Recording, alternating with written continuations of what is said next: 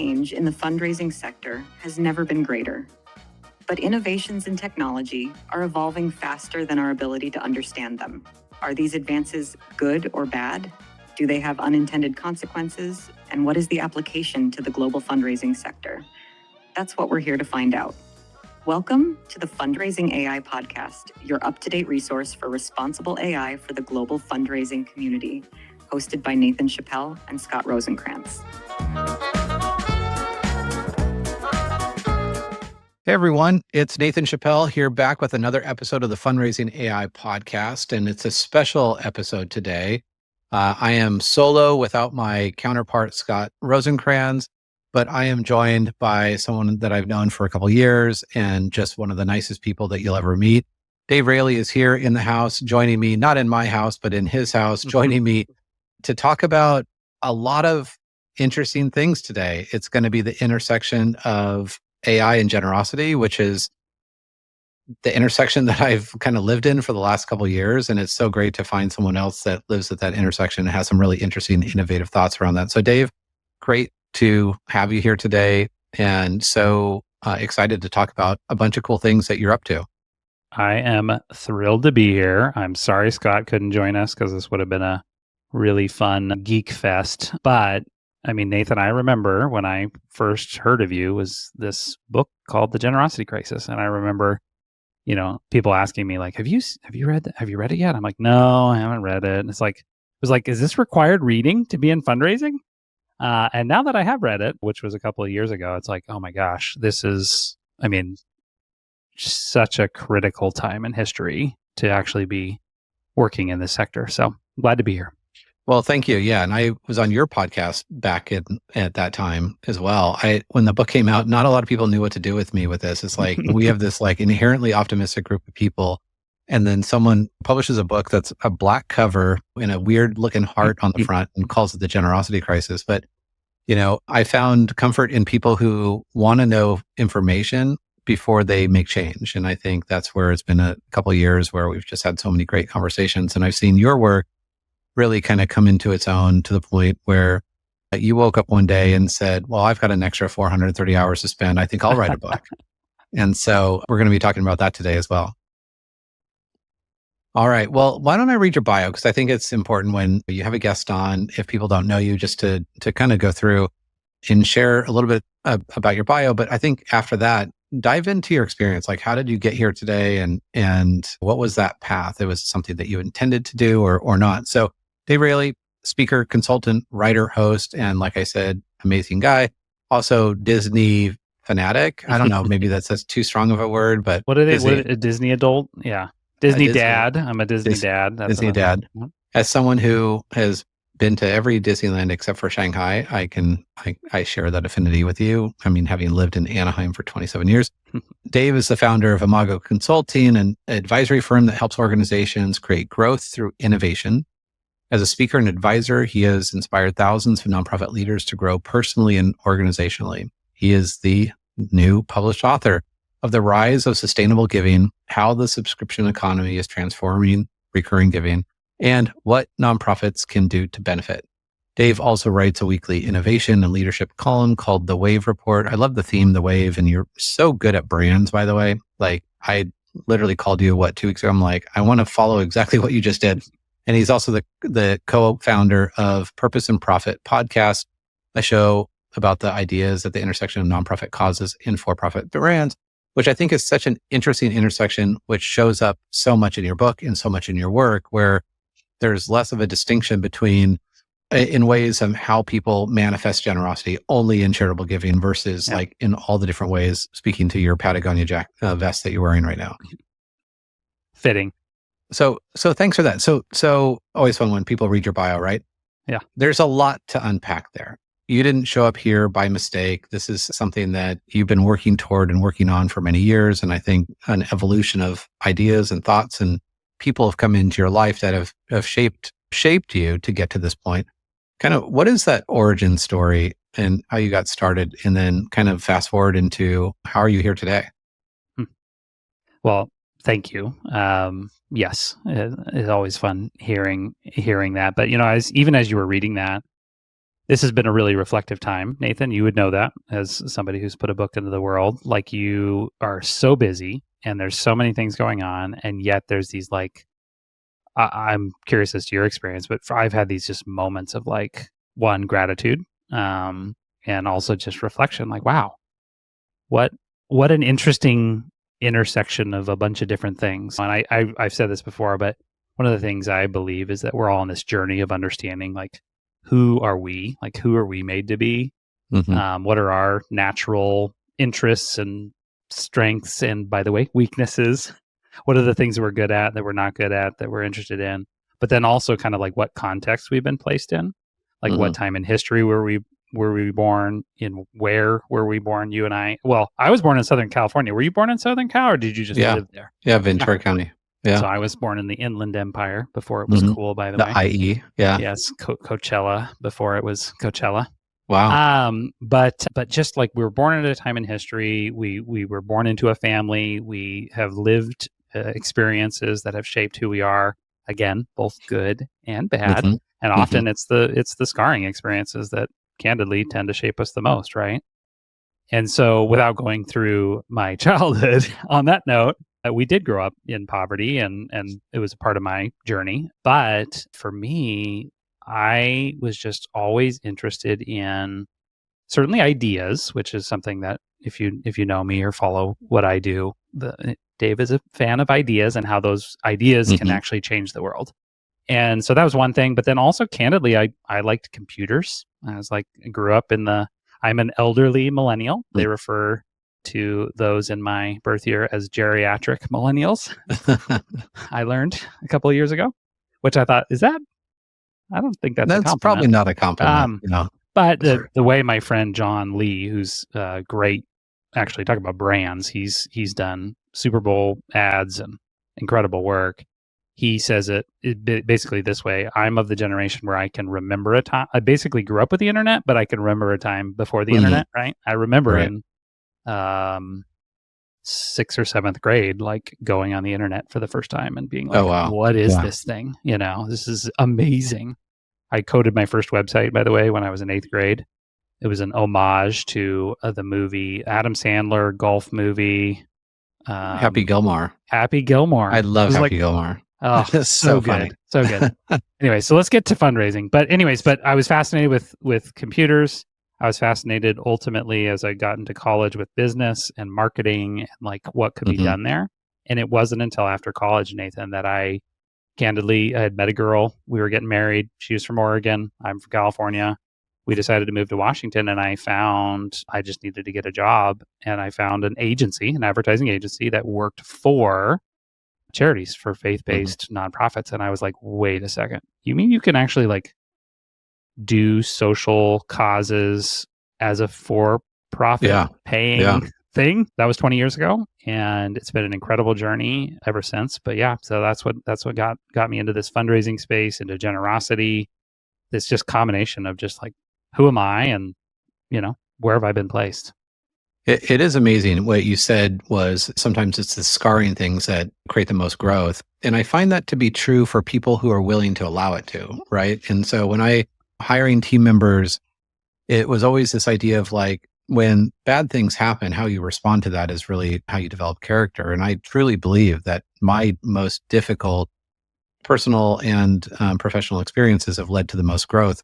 But that takes a conscious effort to do that, right? Otherwise, you just become a victim and you just repeat the same cycle over and over again. And I think also coming from poverty, so many similarities could have easily just become the victim side. But I love how you grew through that and then you apply some of those learnings to your life. Nathan, I just got off the phone. Literally, the reason I was late to our recording was I got off the phone with a client. They just found out last week, as other charities have found out, that they lost tens of millions of dollars of funding. And I opened the call by saying, a number of things, but I said, I in my career, I can look back, and the times in which I am the most proud, the most that I remember the most, are candidly the times that were kind of thrust upon me, or those crisis moments where we had to step up, we had to think differently. or whatever. And at the end of what has been an epically long week for that client, to be able to, I'm not trying to shine on or say we're not going to face the brutal reality of today, but it's often in hindsight that we see those moments as like incredibly both formative, but honestly, they could be really powerfully positive as well. Absolutely. Someone framed it to me. What if the worst thing that's happening to you is actually the best thing that could have ever happened? And in our orientation around how we process that, I was also with a group of nonprofits, Lutheran Services this week, while the news and people reference from listening to this podcast is when essentially executive order came down to freeze federal funding. I think this will prove the resolve and grit and tenacity of the sector.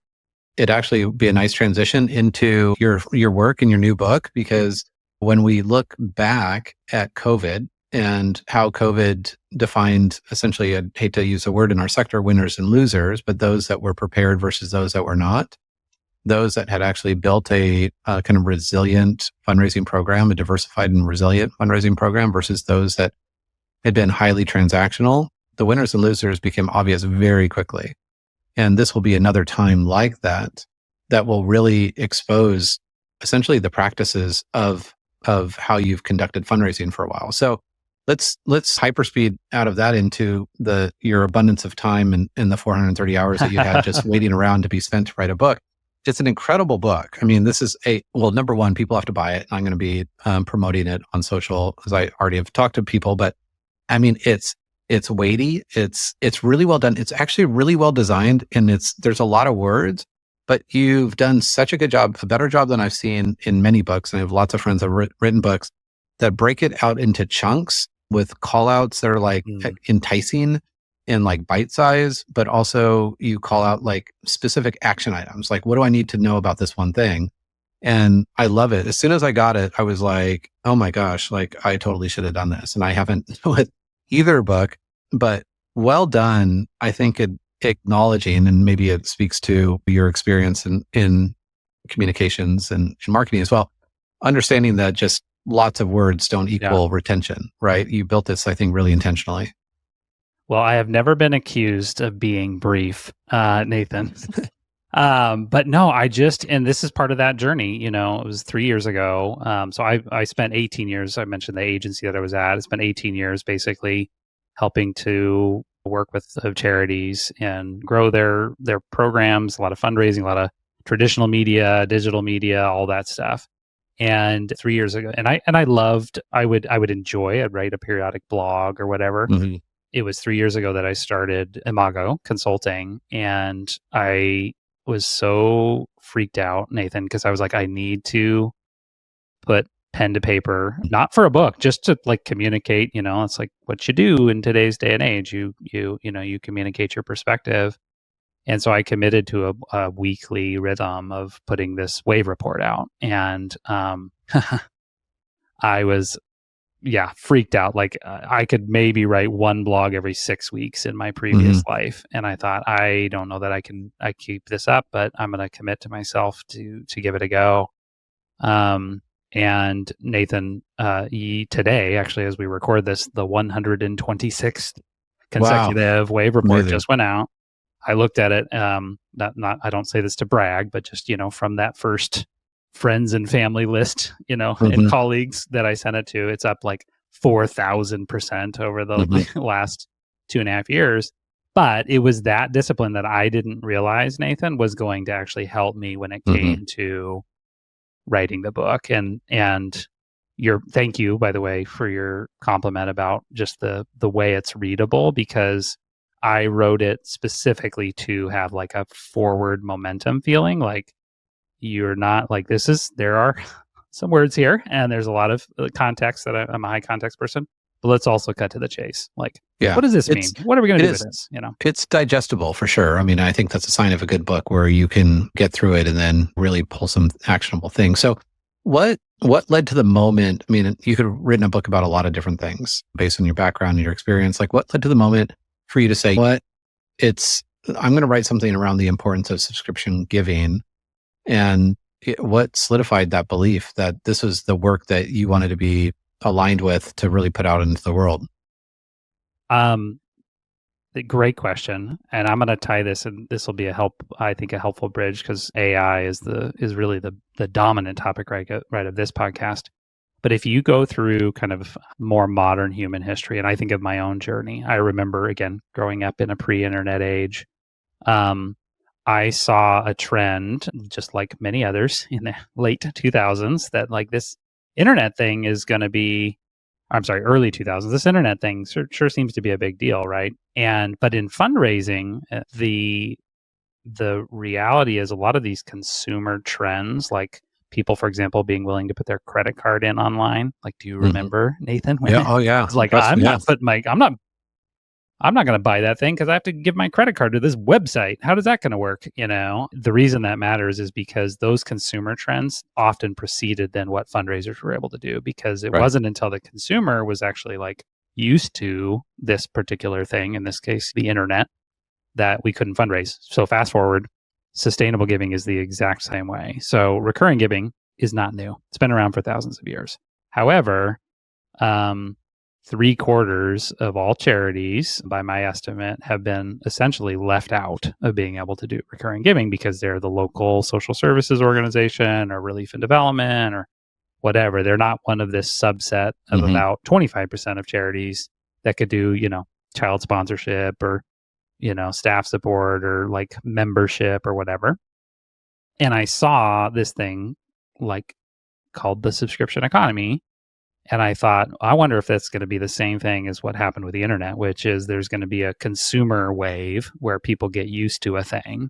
And then that is going to then influence the way then they think about their philanthropy and their generosity and groundswell of what's been happening. And I was like, why is nobody talking about this? Like, how can we not only see this wave, pun intended, but also how can we actually take advantage of it? And so I thought, okay, I need to write a book both to wave the flag in the industry, but also to help people just practically understand, like, what does it look like to build and grow a thriving recurring giving program? Yeah, it is amazing to me as someone who's been more on the technological side of the early adopters. So I saw this a long time ago and kind of coming. I remember actually a distinct conversation I had with someone when subscriptions were just starting to come out. In fact, Apple, it's not a subscription, but when Apple was starting to all apps were free originally on the iPhone. People don't know that. And then they started coming out, it was like you had to pay $1 for an app. And I remember someone I would never pay, like someone tells me, I would never pay to download an app. That's insane. Like why, like a whole $1? And it's just like so silly because now the average person, and your day might be different, but when I looked last, has around 11 or 12 subscriptions on their own. That continues to grow. We've gotten so used to that from like, I just want to buy a product and that product remains static, to I'm going to buy this product on a lease, basically on a monthly basis, which actually gives me agency to withdraw from that if I'm not receiving what I need from it. And so while there's this promise for nonprofits to engage in subscription giving, that basically retention rates go through the roof, right? I don't know if your data is around the same, like 80-ish% subscriptions retain, which is money essentially you can take to the bank. But it also makes you more accountable, because what if you just stop talking to people and you stop telling them how you're using giving and what the impact is if they're giving, they have the opportunity to withdraw. And so I think there's like this like really nice balance between like, I'm now investing in this organization in this perpetual way, and I expect to be treated like a partner. And I know you talk about this a lot. It's not just like create a program to get more money and then just like set it and forget it.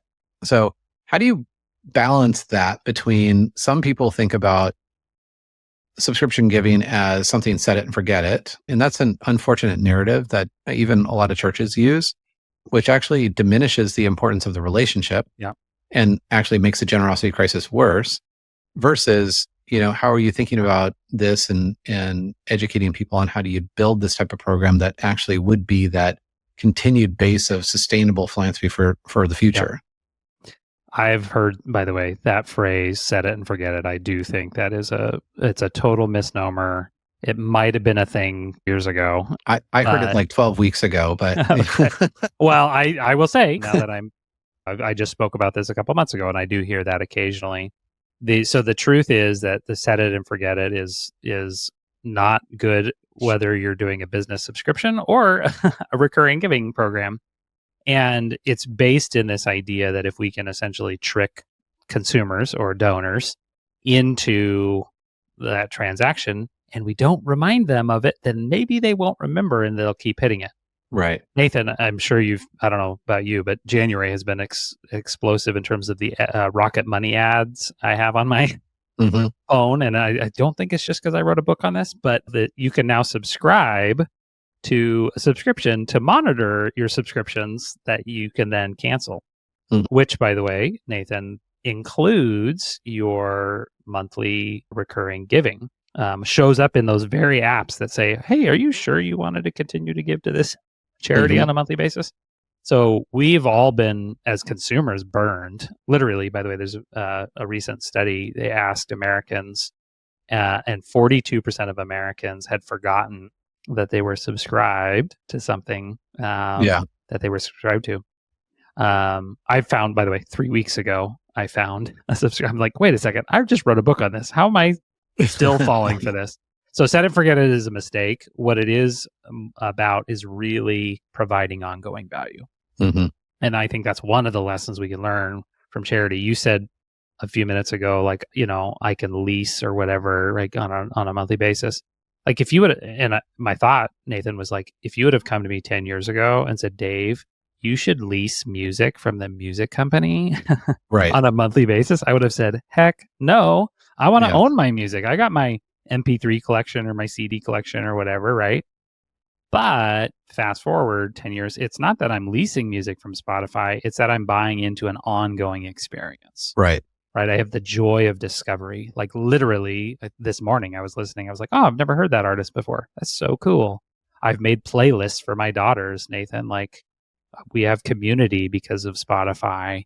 I can listen to it on my laptop, on my phone, and anywhere, right? So I'm not renting music from I'm buying into this ongoing experience. And so what does that look like and what can we learn from that on the charity side? So as we pivot into, and I love all that, and it shows you how much has changed in our consumer behavior, but also gives us a glimpse in how we'll continue to change in the future, right? So things that are unacceptable today will be completely acceptable in the future, and the pace of which happens faster and faster. And so I was telling someone the other day, ChatGPT came out November 30th, 2022, and I used I was really bothered. I didn't write anything about it for about 2 weeks, and I wrote, sounding authentic is not the same as being authentic. And I used a specific use case of if someone used ChatGPT to write an obituary, how disgusting would that be? Or a wedding vow, like how disgraceful would that be? And just a few weeks ago, a friend of mine, his wife's grandmother had passed away and or grandfather passed away. And he used ChatGPT to write an obituary. His wife was grieving, he's grieving, and it did this amazing job of articulating things that we have a hard time articulating. You realize that in 2 years, my definition of acceptable versus unacceptable use cases change, and that will continue to be in how we consume products, what we expect from relationships with products and the companies that they represent and the values that they represent. And so go back to almost where we started, where you saw that just a lot of nonprofits are just missing this game, and a game in not a bad sense. And they're just missing it. Like they haven't seen the movie, and it's like, wait, the world has shifted. There's this huge opportunity for you, so much so that you wrote this really great book to encourage them and to say, as nonprofits tend to be many laggards in technological adoption, they're also overwhelmed with all these things. Like, how much technology does this require? And how do they get over that hump and saying, okay, like, look, even if I believe that this is our future and we need to do this, like, what are the steps to get there? Yeah.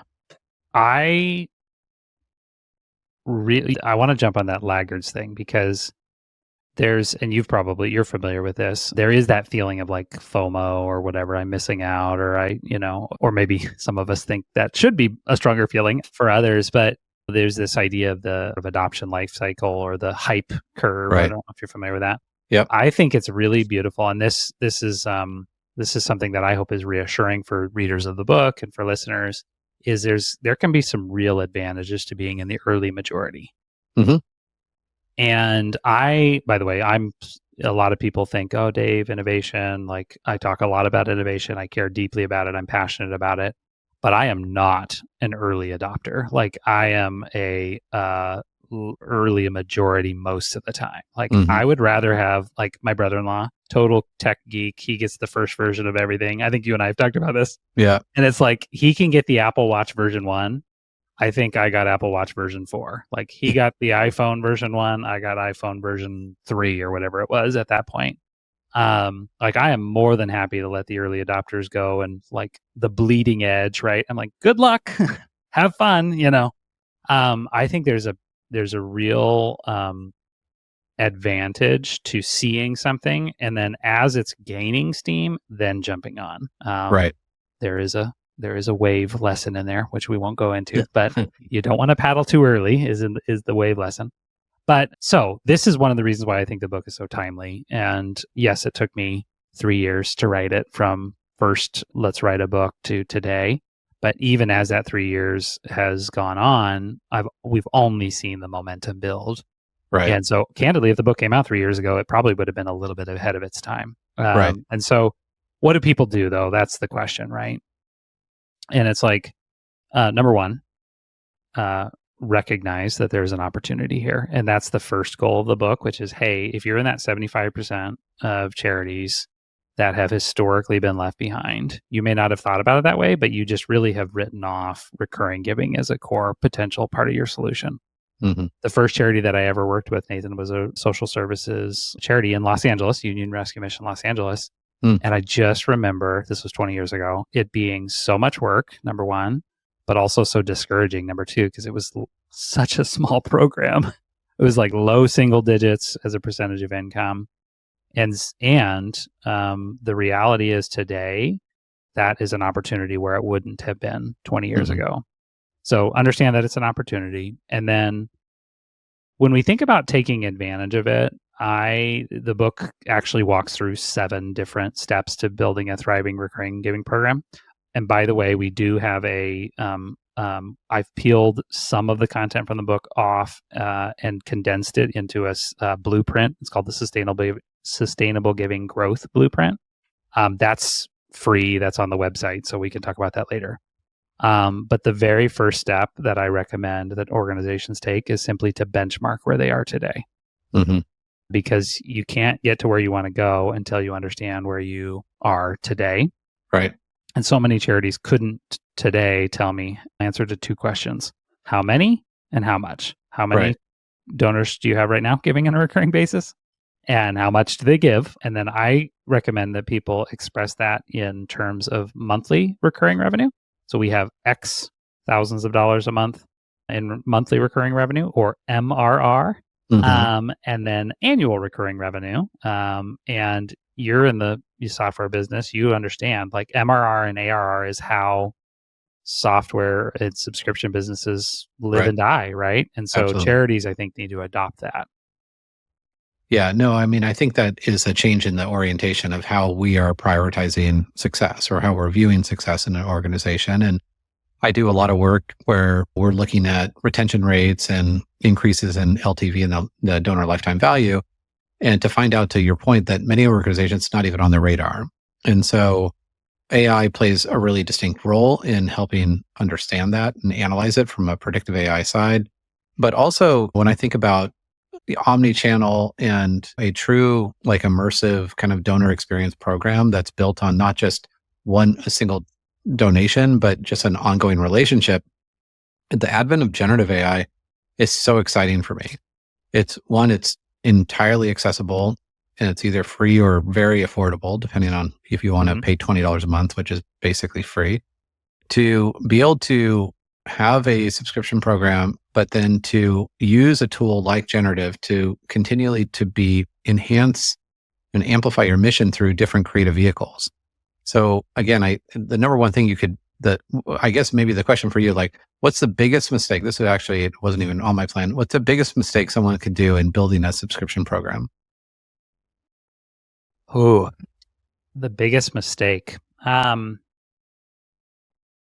So many. The biggest mistake is to not understand that sustainable recurring giving is different from your single gift, one-time gift channel. It looks so similar on the surface where you're like, what do you mean, Dave? Like, but think about it this way. A lot of charities listening, they might have like a major gifts team, and they might have like a legacy or planned giving team. They might have a foundations and grants team.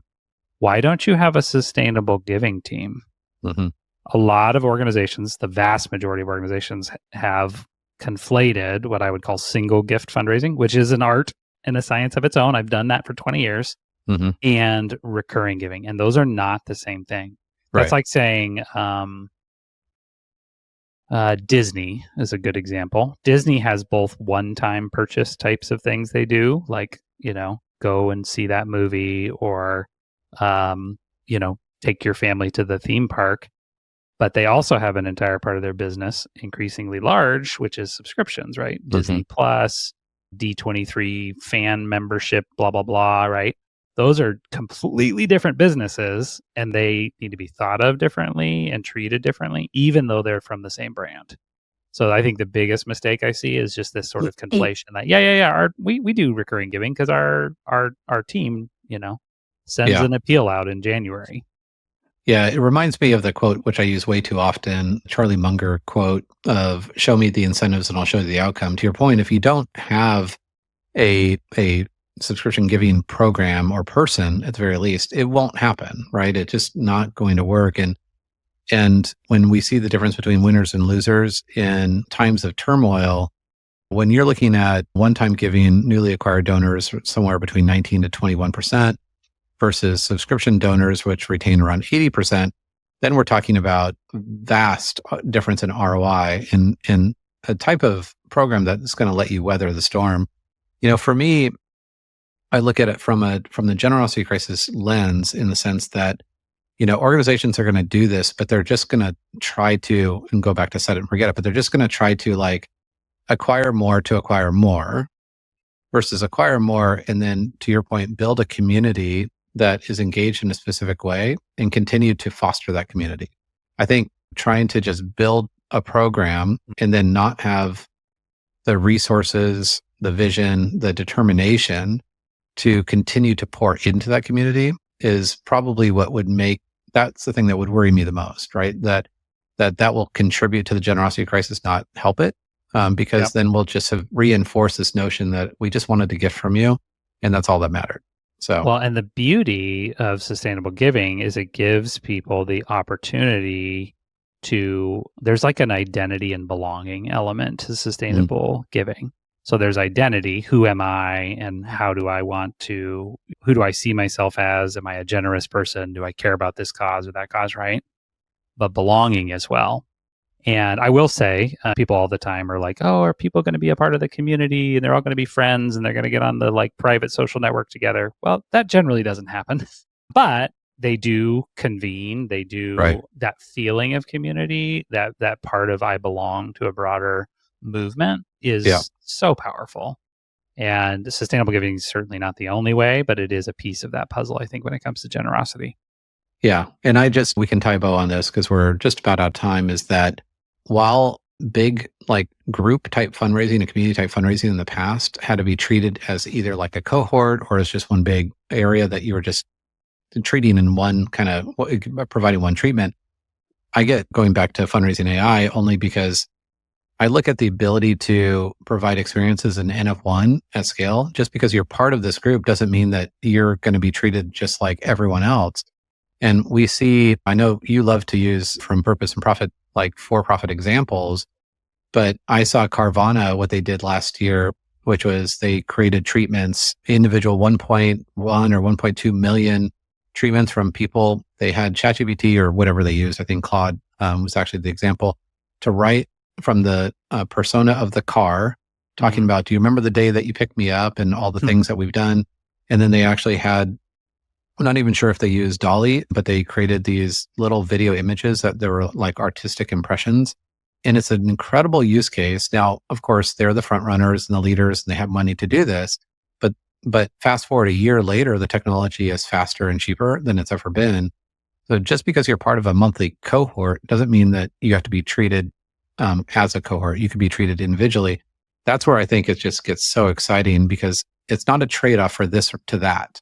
Yeah. We can build this program and based on data from individuals and their preferences from surveys and other things that if we care to ask them, Charity Water, which you use examples in your book, I quite a bit do this really well, right? They bring you into a gift because they pull on a heartstring, but they immediately want to know what makes you tick and then can use that data to essentially build this kind of custom path for you, which I think is just so amazing. I think there's just a misnomer that people think it's like, well, it's just a program that you bring people in and it's more sustainable, but it can be so much deeper than that. I know from your fundraising and I know from my fundraising that the largest gift that I got at any given year, in fact, I did this analysis when UC San Diego, the largest 25 gifts that we received in any given year, every time this analysis was the same, those people had been giving on average for 18 years. So they had made their biggest gift of their lifetime in that year, but they had started their journey 18 years ago, many of which started very humbly, right? And so it just shows the promise of we do this and do this right. The future can be bright if we continue to pour into these relationships. Yeah, absolutely. Well, and technology has been transforming the industry, but with artificial intelligence, that is such an opportunity, candidly, for growing sustainable giving. Maybe we can hit it in a part 2 of the interview, but in the book, I actually have an entire section on how sustainable giving is being reshaped even today, even as it's fun writing a book, by the way, on a moving target. Right. So the principles are timeless, by the way. So those are great, but it's like, okay, what are some things? And so I actually, in the fourth part of the book, I talk about 5 key areas where I see opportunities. And there's an entire chapter on leveraging AI to grow sustainable giving and how that's going to continue to, I think, shape things. So that's pretty exciting. Yep. So when you get to chapter 31, you'll hit it. And trust me, I get like trying to project the future is so hard. I mean, it just changes so quickly. So, okay. Well, how can people get in touch with you? How can people get the book? All those good things. If you want to get in touch with me, LinkedIn's my happy place. I'm so grateful for professional social media. You can follow me on Insta if you want, but you're going to see more kid pics than fundraising content. So LinkedIn's great. And then if you're interested in the book or anything that I'm doing, you can just go to sustainablegiving.org. That'll forward you to the Imago website. I don't want to make anybody have to spell the word Imago. But so sustainablegiving.org, you'll find your way there. You can also, that's where you can subscribe to the Wave Report or anything like that. And I'm pretty sure it's available on Amazon. Yes, I've seen it's it there on all as well. of those places as well. Yeah, yep. Good call. Yeah, it's available at I think the thing Amazon, Barnes and Noble, and where all good books are sold or something. What is the famous area? It's been awesome to have you on, Dave. Thank you so much for pouring your heart and soul into this area that truly, I think, when we talk about the fact that people are not scalable in the sense that when we were talking about like true scalable solutions to the generosity crisis, people alone are not, but organizations equipped with it can be scalable. And so I think having some principles and practices on how to leverage data and technology to build and foster at every level a type of connection that our world needs more now than ever, that is something I get really excited about because there are not a lot of other substitutes for that. And I think if we do this at scale, organizations lean in, listen, actually prioritize this type of giving for their organizations and do it to primarily foster community, I think we're going to have a much more generous future for all of us. Love it. Yeah. No, and I just love what you guys are doing, what you are doing, Nathan, and in all of the sectors, but just the fundraising.ai thing. I've been such a huge fan for years, and I'm so deeply passionate about that as a fellow technologist. So glad to be here. Awesome. Thanks so much. Talk to you soon.